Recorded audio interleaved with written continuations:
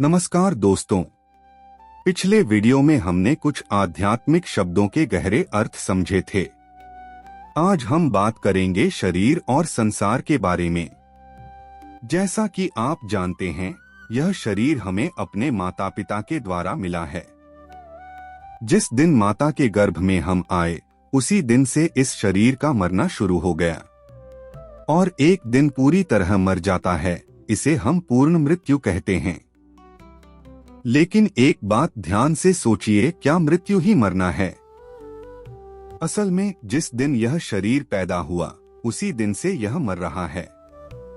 अगर इसकी आयु 100 साल की है तो 1 साल बीत गया तो 99 साल ही बचे। लेकिन हमें यह वहम होता है कि हम जी रहे हैं। असलियत यह है कि हम जी नहीं रहे, मर रहे हैं। जन्मदिन आता है तो खुशी मनाते हैं, लेकिन सच तो यह है कि 1 साल कम हो गया है। बचपन अपने आप छूट जाता है, जवानी भी छूट जाती है, स्वास्थ्य भी चला जाता है, शरीर की सुंदरता भी खो जाती है, झुर्रियां पड़ जाती हैं, बीमारियां लग जाती हैं। फिर भी यह जीव नहीं समझता। रोज किसी न किसी को मरते देखता है, फिर भी सोचता है मैं नहीं मरूंगा। यह नहीं सोचता कि यह जीवन क्यों मिला, इसका सही उपयोग क्यों नहीं कर रहा। वह काम, क्रोध, लोभ, मोह, मद, मत्सर जैसी भावनाओं के कीचड़ में फंसा रहता है। यह शरीर संसार का है। इसका काम है निस्वार्थ भाव से अपने कर्तव्यों को पूरा करना। पुत्र रूप में माता पिता को सुख देना, पति रूप में घर गृहस्थी का कर्तव्य निभाना, पिता रूप में बच्चों का पालन पोषण करना, सामाजिक दायित्वों को बिना स्वार्थ के निभाना। अगर शरीर विकलांग हो जाए, जैसे नेत्र ज्योति न रहे, तो समझ लीजिए कि नेत्रों से करने वाले काम का दायित्व खत्म हो गया। बहरा हो जाए तो समझ लीजिए कान से सुनकर करने वाले कामों का दायित्व खत्म हो गया। लंगड़ा हो जाए तो चलकर करने वाले कामों का दायित्व खत्म हो गया। अगर कोई गंभीर बीमारी लग जाए तो समझ लीजिए शरीर से करने वाले कामों का दायित्व खत्म हो गया। इसमें यह नहीं सोचना चाहिए कि अब क्या होगा, क्योंकि शरीर हमें अपने प्रारब्ध कर्मों के हिसाब से ही मिला है। कोई बचपन से ही बीमार पैदा होता है, कोई बहुत बुद्धिमान होता है तो उसे अपनी बुद्धिमानी से परिवार और संसार का भला करना चाहिए। कोई बहुत बलवान होता है तो अपनी बलवत्ता से समाज और परिवार की रक्षा करनी चाहिए। आजकल लोग शरीर को मजबूत बनाने की कोशिश करते हैं। कोई प्रोटीन पाउडर खा रहा है, कोई मल्टीविटामिन खा रहा है। लेकिन अगर शरीर मजबूत मिलना होता तो प्रकृति से ही मिल जाता। इसी तरह अन्य इच्छाओं को भी ऐसे ही समझिए। किसी प्रकार का मन में अफसोस न लाएं कि मुझे ऐसा शरीर नहीं मिला। जैसा भी शरीर मिला है, उसे बेहतर से बेहतर काम में लगाइए, अपनी अनुरूपता के हिसाब से। मनुष्य जन्म मिलना यह परमात्मा की बहुत बड़ी कृपा है। अगर कोई आपकी आंखें मांगे और कहे कि बदले में 1 करोड़ रुपए ले लो, तो क्या आप दे देंगे? दिल है, गुर्दे हैं, लीवर है, सब अंगों की कुल कीमत कहीं करोड़ रुपए बन जाएगी। फिर भी हम कहते हैं मैं गरीब हूँ। हमें जो कुछ भी मिला है उसी से इस संसार में निर्वाह करना है। सबसे अच्छी और सबसे ऊंची ताकत जो मनुष्य शरीर में मिली है, वह है विवेक। यह विवेक बाकी किसी भी योनि में नहीं मिलता। बस इसी विवेक का सदुपयोग करना है। विवेक रूपी मथानी से विचारों का मंथन करना है, इसी से परमात्मा प्रकट होते हैं।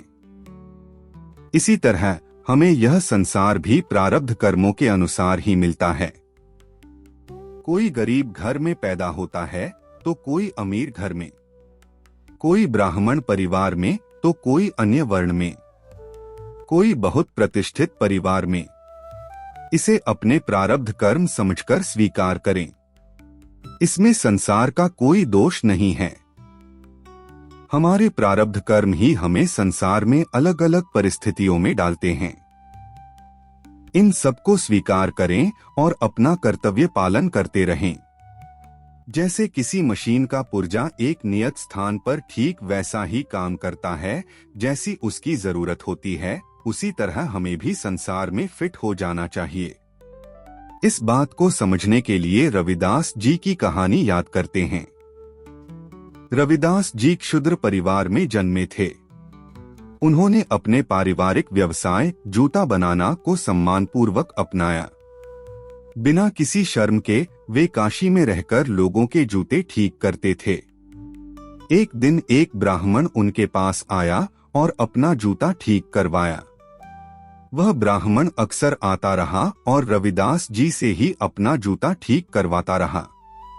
एक दिन उसने रविदास जी से कहा, चलो गंगा जी में डुबकी लगा आओ। रविदास जी ने कहा, नहीं, मैं यही ठीक हूँ।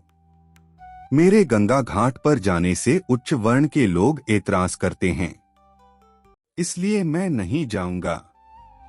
तब ब्राह्मण ने कहा, चलो गंगा जी के लिए कुछ भेंट ही दे दो, मैं गंगा जी को अर्पित कर दूंगा।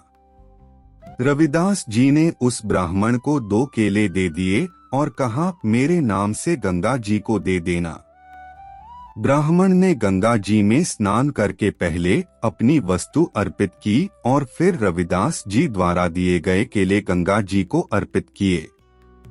जैसे ही वह केले अर्पित करने लगा, गंगा जी में से 2 दिव्य हाथ प्रकट हुए और रविदास जी के द्वारा दिए गए केले स्वीकार कर लिए।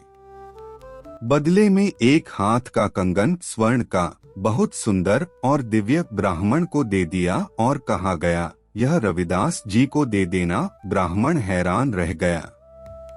वह सोचने लगा, मैं तो वर्षों से गंगा जी को भेंट अर्पित करता आया हूँ, लेकिन मेरी भेंट कभी इस तरह स्वीकार नहीं हुई, न कभी बदले में कुछ मिला। फिर ब्राह्मण कंगन लेकर वापस जाने लगा, लेकिन रास्ते में उसकी नीयत बदल गई। उसने सोचा, मैं इसे अपने घर ले जाऊंगा। जैसे जैसे वह आगे बढ़ा, हर जगह रविदास जी दिखाई देने लगे।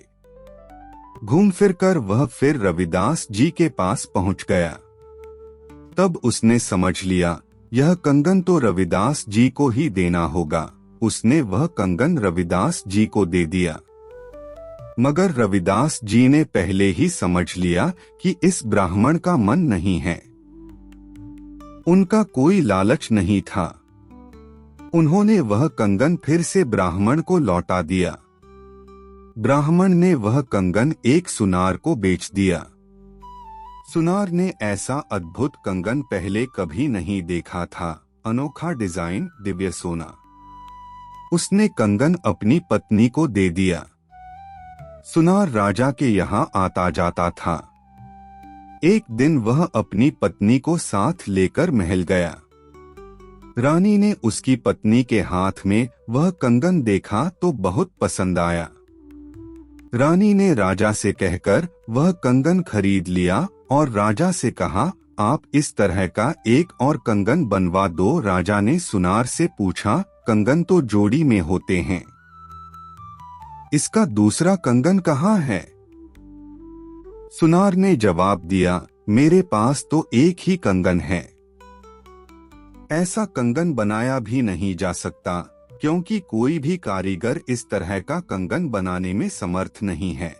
राजा ने पूछा, तो फिर यह कंगन आपके पास कहाँ से आया?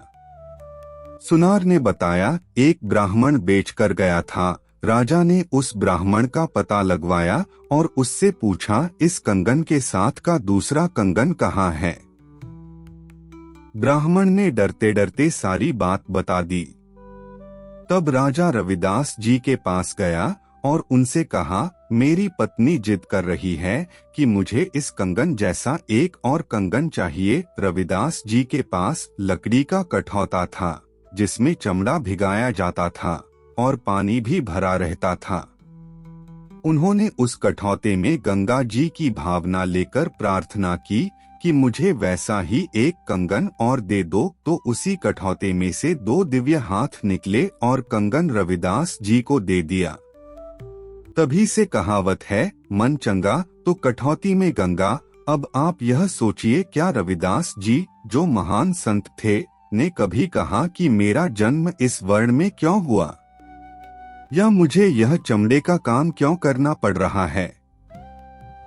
आज लोग इसी बात से परेशान रहते हैं, मैं ऐसे परिवार में क्यों पैदा हुआ, मुझे ऐसा माहौल मिल जाता, ऐसी स्थिति मिल जाती। लेकिन सच्चाई यह है, आप जहां हो, जैसे भी हो, भगवान का शुक्रिया अदा करें, अपने कर्तव्यों को ईमानदारी से निभाएं और अपने मनुष्य जन्म का उद्देश्य हमेशा ध्यान में रखें।